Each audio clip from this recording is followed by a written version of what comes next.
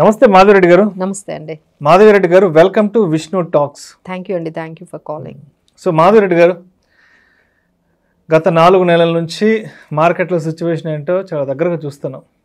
So అయితే ఈ Covid తర్వాత వచ్చిన ర్యాలీతో ఒక్కసారిగా ఈక్విటీ ఇన్వెస్ట్మెంట్స్లో పార్టిసిపేట్ చేసే వాళ్ళ సంఖ్య విపరీతంగా పెరిగిపోయింది.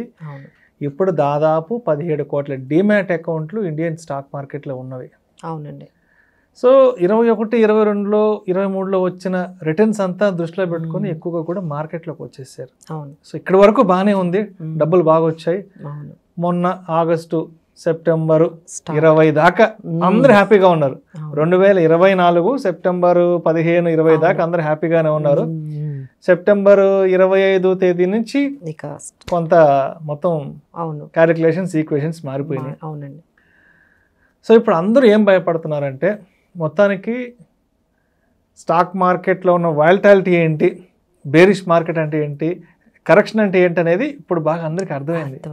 సో ఇప్పుడు సిచ్యువేషన్ ఎలా ఉందంటే, సరే కొద్ది రోజుల పాటు దూరంగా ఈక్విటీ మార్కెట్ ఇన్వెస్ట్మెంట్స్ కి, ఈ దలాల్ స్ట్రీట్ వీటన్నిటికీ దూరంగా వెళ్ళిపోయేసేసి, ఎస్ఐపీస్ కూడా రిడెంప్షన్ కొట్టేద్దాం, ఆపేద్దాం అనే ఆలోచనలో ఉండి చాలా మంది ఏం చేస్తున్నారంటే, ఈ ట్రెడిషనల్ ఇన్వెస్ట్మెంట్ ఎవెన్యూస్, ఆ ట్రెడిషనల్ సేవింగ్స్ ఎవెన్యూస్ ఏవైతే ఉన్నాయో, బ్యాంక్ ఫిక్స్డ్ డిపాజిట్లు, పోస్ట్ ఆఫీస్ రికరింగ్ డిపాజిట్లు, వాటికి వెళ్ళిపోదాం, మనకి ఎందుకు వచ్చిన గోల్ ఇదంతా.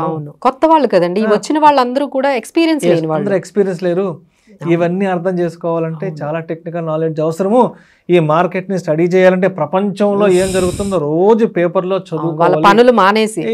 అంటే రోజు మనం వేగలేకపోతున్నాం మార్కెట్ తో, మనకి ఎందుకు వచ్చిన తలనొప్పి అంటూ కూడా మళ్ళా కొంత ట్రెడిషనల్ సేవింగ్స్ అండ్ ఇన్వెస్ట్మెంట్స్ వైపు వెళ్ళడానికి భయపడుతున్నారు. సో ఏంటి మరి అటువంటి వాళ్ళకి మీరు ఏం చెప్తారు అసలు? సో ఎవరైతే అంటే రిస్క్ టేకింగ్ ఎబిలిటీ గురించి వాళ్ళకి, అంటే మనం ఎంత రిస్క్ తీసుకోగలమో, ఎంత రిస్క్ తీసుకోలేమో, ఇలాంటిది ఏమీ క్యాలిక్యులేషన్ లేకుండా అందరూ మార్కెట్లోకి వచ్చేసారు. సో ఎప్పుడైతే వాళ్ళకి అర్థమైంది, ఇప్పుడు చాలా మందికి అర్థమై ఉంటుంది, this is not for us, ఇంత రిస్క్ నేను తీసుకోలేను. ఎందుకంటే ఇందులో 3 రకాల ఇన్వెస్టర్స్ ఉన్నారండి. అగ్రెసివ్ ఇన్వెస్టర్స్ ఉంటారు, మోడరేట్ ఇన్వెస్టర్స్ ఉంటారు, కన్జర్వేటివ్ ఇన్వెస్టర్స్ ఉంటారు. ఎవరైతే అగ్రెసివ్ కైండ్ ఆఫ్ యాటిట్యూడ్ ఉందో టువర్డ్స్ రిస్క్, వాళ్ళు కొంచెం ఈ మార్కెట్లోనే కొంచెం సేల్ అవ్వగలుగుతారు. బట్ ఎవరైతే ఇంత రిస్క్ మాకు అవసరం లేదండి అని చెప్పి అనుకునే వాళ్ళు, ఈ మోడరేట్ రిస్క్ తీసుకునే వాళ్ళకైతే చాలా ఇబ్బందిగా ఉంది. ఎందుకంటే వాళ్ళ ఎక్స్పెక్టేషన్స్ కూడా అంత లేవు. ఓకేలే ఈ మార్కెట్లోకి వచ్చాము, ఒక 15% వస్తే చాలు అనే వచ్చిన వాళ్ళు ఎవరైతే ఉన్నారో వాళ్ళకి ఇప్పుడైతే చాలా షాక్ అండి. ఎందుకంటే మాకు చాలామంది కాల్ చేస్తున్నారు, దాదాపుగా ఒక 50 లక్షలు లేకపోతే 60 లక్షలు పెట్టిన వాళ్ళు 10 లక్షల వరకు, 20 లక్షల వరకు పోయిన వాళ్ళు కూడా మనకి క్లయింట్స్ అనేవాళ్ళు ఉన్నారు. సో వాళ్ళకి ఇప్పుడు ఏం చేయాలో అర్థం కావట్లేదు. ఎక్కడ మ్యూచువల్ ఫండ్స్లోనే ఇదంతా, మళ్ళీ డైరెక్ట్ స్టాక్స్ కాదు, మ్యూచువల్ ఫండ్స్లో కూడా 10 లక్షలు పోయిన వాళ్ళు కూడా ఉన్నారండి. సో వాళ్ళందరికీ కూడా ఇప్పుడు ఏం చేయాలంటే, మనం తీసుకున్న స్కీమ్స్తో తప్ప అసలు మ్యూచువల్ ఫండ్స్లోకి రావడమే తప్పైపోయిందా? అసలు దీనికన్నా ఏదైనా ఒక ఫిక్స్డ్ డిపాజిట్లో పెడితే మన ప్రిన్సిపల్ సేఫ్గా ఉండేది, ఓ 6%, 7% రిటర్న్ కూడా వచ్చేది. ఇక్కడ రిటర్న్ పక్కన పెడితే అసలు ప్రిన్సిపల్లే మనకి తగ్గిపోయింది అనేది ఒక రకమైన వాళ్ళు ఒక షాక్లో అయితే ఉన్నారు. ఏం చెయ్యాలి అనేది అయితే అందరూ ఆలోచిస్తున్నారు. సో ఇప్పుడైతే లాసెస్ అయితే బుక్ చేసి బయటకైతే ఎవరు రావట్లేదు, బట్ కొత్తగా వెళ్ళలేకపోతున్నారు. ఇప్పుడు మీ దగ్గర మళ్ళీ ఒక 3 lakhs ఉంది, లేదు అంటే మీరు ఎస్ఐపి కంటిన్యూ చేయాలి అన్నా, లేకపోతే ఆ అమౌంట్ని ఎక్కడ పెట్టాలి అనే దాని గురించి మాత్రం ఇక ఈక్విటీకి రావడానికైతే మాత్రం పెద్దగా చూపించట్లేదండి. అమ్మో ఇది కొన్ని రోజులు దూరంగా ఉందాము, ఎందుకంటే ఇప్పటి వరకు క్లారిటీ లేదు. ఎందుకంటే ఒకవైపు ఈ ట్రంప్ ఇంపాక్ట్ అంటున్నారు, FIS సెల్లింగ్ అంటారు. అసలు ఇదంతా ఎప్పుడు సెట్ అవుతుంది? How much time it will అర్థం కావాలి. ఎందుకంటే ఆల్రెడీ ఒక 20 years మార్కెట్ లో ఉన్న వాళ్ళకి ఈ క్రాష్ అంతా అర్థమైంది.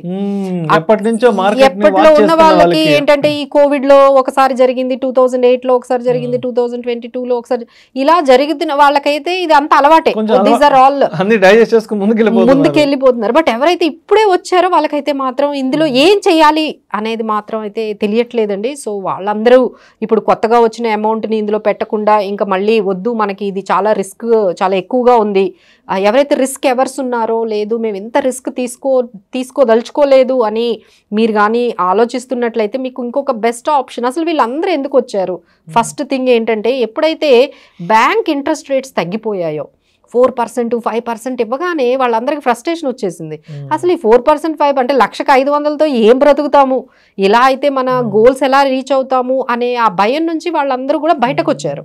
వచ్చి ఎస్ఐపీస్, ఈ ఈక్విటీ మార్కెట్స్ వైపు వచ్చారు. బట్ ఇప్పుడు కొంచెం బ్యాంక్ ఇంట్రెస్ట్ రేట్స్ పెంచారండి, నెమ్మదిగా అక్కడ నుంచి ఇప్పుడు 7% వరకు వచ్చింది. బట్ దీనికన్నా బెటర్ ఆప్షన్ అయితే మనకి ఇంకొకటి ఉంది, దాన్నే మనం నాన్ కన్వర్టబుల్ డిబెంచర్స్ అంటారండి. సో ఇవైతే మనకి ఎగ్జాంపుల్ ఎట్లా ఉంటాయంటే, మనకు ఒక ఫేస్ వాల్యూ ఉంటుంది.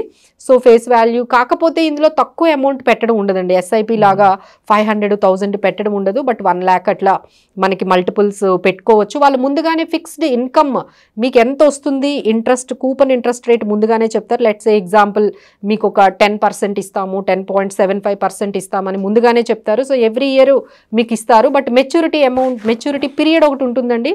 ఖచ్చితంగా మీరు ఒక 4 years 5 years వరకు మీరు ఆగితే మీ ప్రిన్సిపల్ మళ్ళీ మీకు బ్యాక్ ఇచ్చేస్తారు, just like fixed deposit. But fixed డిపాజిట్కి దీనికి డిఫరెన్స్ ఏంటంటే, ఫిక్స్డ్ డిపాజిట్లో మీకు 6-7% వస్తుంది పర్ యానం. ఇక్కడైతే మీకు 10% వచ్చే ఏ రేటింగ్ అంటే, దీనికి రేటింగ్ ఒకటి చూసుకోవాలండి డిబెంచర్స్కి. మనకి ఈ కన్వర్టబుల్ డిబెంచర్స్కి రేటింగ్ కానీ మంచిది ఉన్నట్లయితే మీకు 10% వరకు వస్తుందంటే maybe people might convince, okay equity వద్దు, ఫిక్స్డ్ డిపాజిట్ వద్దు, ఈ రెండింటి మధ్య ఇదేదో బాగుంది, కొంచెం రేటింగ్ ఉన్న కంపెనీల్లో పెడితే మనకి రెగ్యులర్గా ఒక కొంత ఫిక్స్డ్ ఇన్కమ్ అనేది మనకు వస్తుంది అనుకునే వాళ్ళైతే ఇలాంటి ఎన్సిడీస్లో వెళ్ళొచ్చండి. ఇప్పుడు మార్కెట్లో కూడా కొన్ని రన్ అవుతుంది, సమాన్ క్యాపిటల్ అనే ఒక ఎన్సిడీస్ అయితే రన్ అవుతున్నాయి. ఇవి కాకుండా మనకి స్టేట్ బ్యాంక్ ఆఫ్ మారిషస్ వాళ్ళ ఎన్సిడీస్ కూడా 9.75%తో మార్కెట్లో ఉన్నాయి. అదానీ ఎంటర్టైన్మెంట్ వాళ్ళు కూడా 9.65%తో ఉన్నారు. అలానే ఇండియా ఇన్ఫోలైన్ వాళ్ళు కూడా 9.60తో మీకు కూపన్ ఇంట్రెస్ట్ రేట్స్ ఇస్తున్నారు. అలానే స్టేట్ గవర్నమెంట్ వాళ్ళు కూడా ఉన్నాయండి. Telangana state industry infrastructure bonds కూడా, డిబెంచర్స్ కూడా మార్కెట్లో ఉన్నాయి. వాళ్ళు కూడా 9.6% ఆఫర్ చేస్తున్నారు. సో ఎవరైతే ఈ 9%, 10% మనకి ఈల్డ్ అనేది మనకి వచ్చిందంటే సరిపోతుంది అనుకునే వాళ్ళందరూ కూడా ఇక ఈక్విటీ వద్దు, కొంత అమౌంట్ ఇందులో పెట్టుకుందాంలే అనుకునే వాళ్ళందరికైతే ఇది బాగుంటుందండి. ఇక రెగ్యులర్ మనం చెప్పేది ఏంటంటే, పీపీఎఫ్ అనేది చాలా మంది మర్చిపోయారండి ఈ మధ్య. ఈ పబ్లిక్ ప్రావిడెంట్ ఫండ్లో అప్పుడు ఎక్కువ పెట్టుకునేవాళ్ళు. ఈ పబ్లిక్ ప్రావిడెంట్ ఫండ్ అంటే ఎవరైనా బిజినెస్ పీపుల్ అయినా, సాలరీడ్ పీపుల్ అయినా ఎవరైనా పెట్టుకోవచ్చు. అది కూడా మనకి దాని మీద ఎటువంటి ట్యాక్స్ అనేది లేకుండా ఉంటుంది. వాటి ఇంట్రెస్ట్ మీద ట్యాక్స్ ఉండదు, రిడెంప్షన్ మీద ట్యాక్స్ ఉండదు. సో కొంత అమౌంట్ మీరు పెట్టుకోవాలంటే 500 నుంచి మీరు 1,50,000 per annum వరకు ఈ పీపీఎఫ్ లో salaried employees and business people కూడా పెట్టుకోవచ్చు. ఇది కూడా పీపీఎఫ్ కూడా కొంచెం మంచి ఆప్షనేనండి. అక్కడ కూడా మనకి ఈ పర్టికులర్ కేటగిరీ అంటే బ్యాంక్ ఎఫ్డి కన్నా ఒక 2% వస్తే చాలే అనుకునే వాళ్ళందరికీ కూడా ఇలాంటి ఎన్సిడీస్ కానీ, ఈ తర్వాత ఈ పబ్లిక్ ప్రావిడెంట్ ఫండ్ కానీ ఈ చిన్న ఇన్వెస్టర్స్కి కొంచెం అయితే బెటర్గా కొంచెం అయితే బెటర్గా ఉంటుందండి. సో హూమెవర్ వాంట్ ఈక్విటీ అనేది రిస్క్ ఉంది, మాకు ఈక్విటీ సెట్ అవ్వదు అనేది మీకు ఎప్పుడైతే అనిపిస్తుందో, ఇలాంటి మనకి ప్రోడక్ట్స్ గురించి మనం తెలుసుకొని ఇందులో పెట్టుకుంటే రిటర్న్స్ ఉంటాయి, అలానే ట్యాక్స్ ఇన్సెంటివ్స్ కూడా ఉంటాయి. Thank you so much Madhuri గారు. Thank you.